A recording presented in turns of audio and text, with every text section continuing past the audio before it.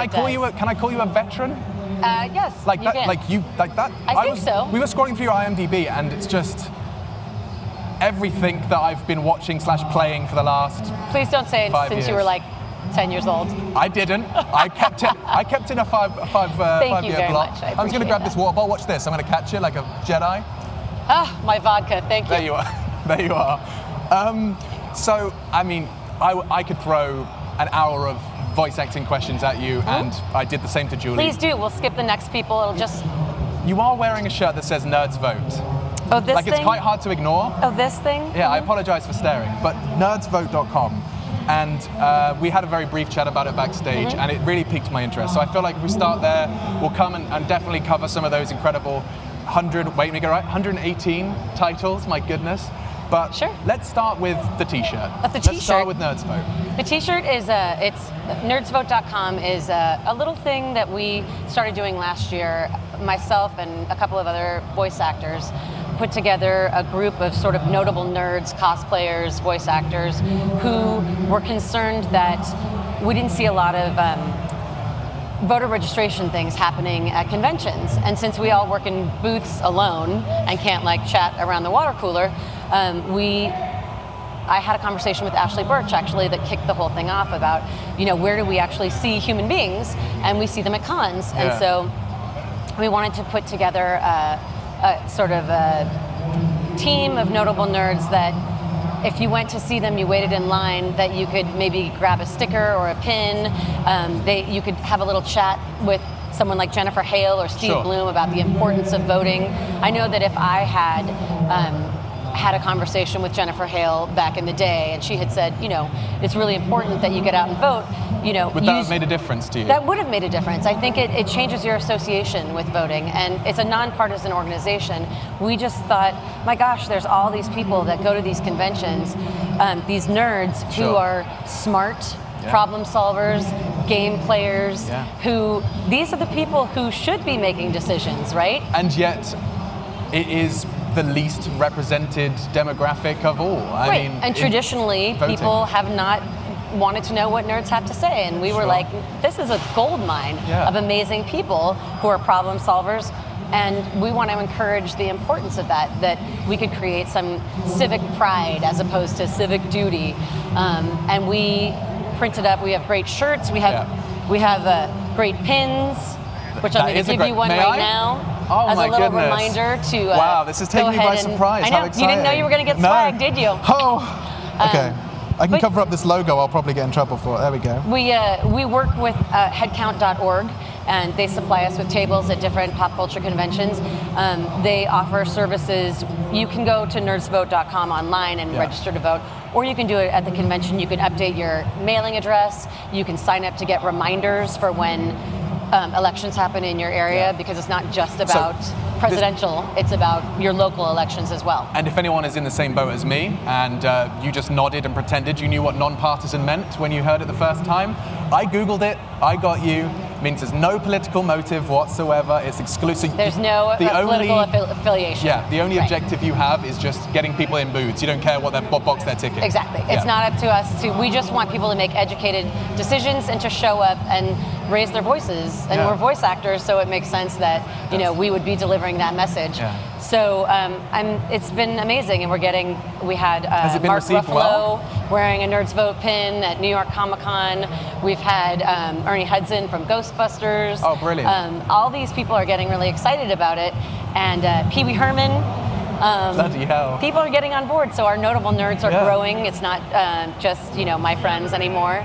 And people are registering, and it's super fun. You get to go to the booth at the convention, take some photos, get registered, get those reminders so that you can go to your local elections, which matter very much as well. And so, nerdsvote.com, you really can't miss it. Yeah, at NerdsVote on all social media as well. Wow, and so this is a very recent project of yours, but prior to Nerds Vote, you have been diving into the world of video games for, long time. A long time. Thank you. No, I just find it so impressive because I was speaking to Julie earlier, and bearing in mind, I have never spoken to a voice actor prior to today. This I'm is glad you started with Julie Nathanson because she's the nicest one. But she also took a 'Cause lot all of like... downhill from here. I disagree. You're all lovely. But He doesn't know. He doesn't know. They'll tell you. I'll ask you later. Yeah, later, yeah.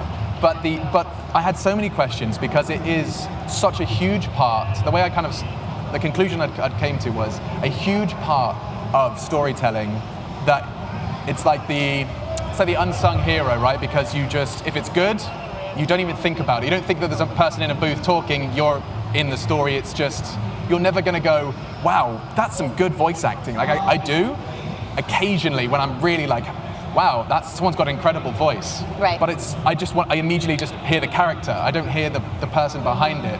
And I just think it's it's a very interesting art form where it's very much just not underappreciated, but I don't know your face, I don't know your name, but I know all of these. Traditionally, it has been underappreciated. I think people are more interested now as games become so much, they're such a huge part of the media that we consume. People are interested, and it's really great to have access to both the fans and the feedback and the developers, very importantly, so that we can start to appreciate what everyone does to get these games out there. We're all working on small, medium, and large pieces of it, but it's been nice to get some recognition. It's nice to go to the supermarket and not get bothered, I guess. But you kind of live in that lovely double life. You can do both. You can live that. You can be this. I can have too much to drink at a pub, and then you can go to a pub and have me. a great time, but you can go to E3 and act like a mature adult. And be a mature adult. Mm-hmm. Yeah, you can turn it on and off whenever you want. Yeah. It's interesting because now people do. They say like, oh, I want to be a voice actor, and I didn't even know what that was. No. I had no idea. So when people say, oh, how'd you get started? I'm like, I sent out a cassette tape. I started doing, taking classes to do commercials. And then, people were like, oh, you have a cool voice, you should try video games. And I kept auditioning. I was like, I feel like I'm good for video games. And then it took some years, and then it finally started happening. But it's the kind of the thing that I find so interesting is you like the array of different characters you can portray in voice acting. I feel like it's so much wider than acting. For sure. We're not constrained by our physicality or in any way. Our looks. I've done some on-camera stuff as well, but my God, I would never get to play I'd never get to play Jack from Mass Effect live action, or an elf, or an old old crone. There's a million, or a cat lady. Not like a cat lady, like cat. Eating cat food with my cats everywhere, but like an actual lady that's a cat. Those kinds of things. The variety of things that I've gotten to play in my career. Do you cherish that freedom? You cherish that dearly? I think it's kind of funny. Like, I feel like it's all these different parts of my personality, but it's been really cathartic in a lot of ways because you get to be. It's so interesting. I was at a panel about a television show called Dead to Me a couple of weeks ago, and they were talking about how groundbreaking it is that the two leads, one of the leads is very angry. Yeah.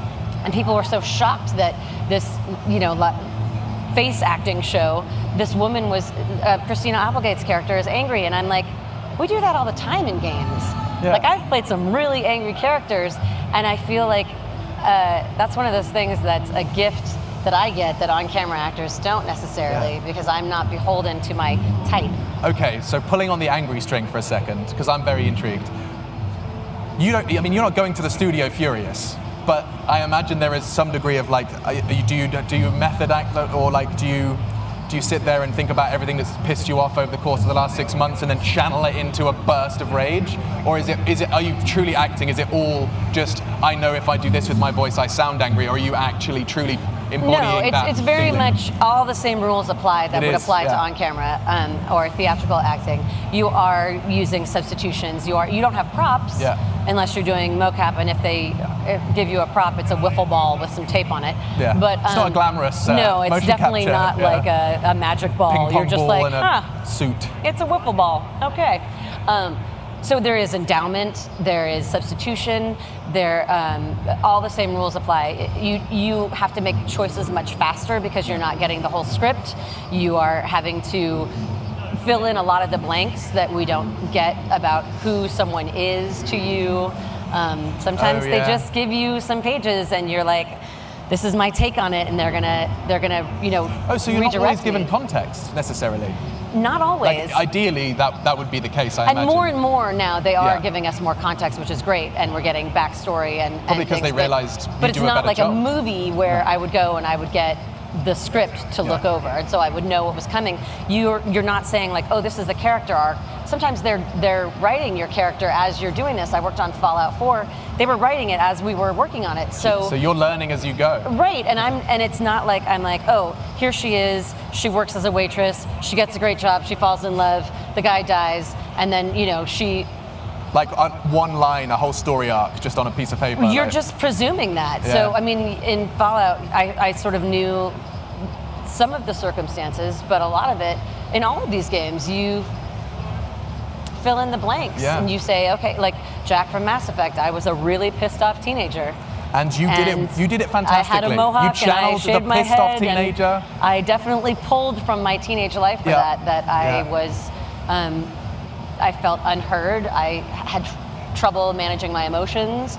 All of those things really served that. So it's quite self-reflective as well when you're told to do a character so far detached from where you now stand and having to go back and look back. Like I don't regularly wake up in the morning and go, oh, how did 16-year-old Alex feel? But that's your job takes you there. That's fun. That's cool. Now I voice a little 6 to 11-year-old boy named Ko on OK Ko, Let's Be Heroes on Cartoon Network. Yeah. And he's a boy. Yeah. He's much younger than I am, and he's super positive.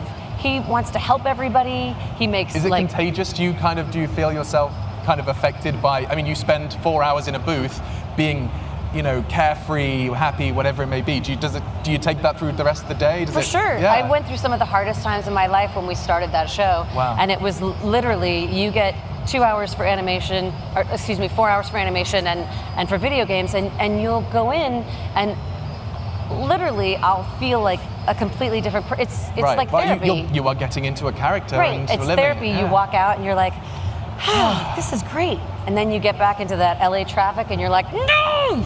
Yes. But then you channel your rage. You use that for the next session. You have to think about it. Yeah, LAX traffic is actually the worst thing on this earth. It is. So that's a great substitution. Wow. Really, I just got reminded of it. He's desperately telling me we have to end it. I've been having too much fun. Okay, Courtenay Taylor, nerdsvote.com.